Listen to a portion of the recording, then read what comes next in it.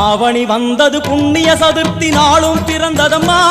அதிகாலை முதலே மனையில் மங்கள மேளம் ஒலிக்குதம்மா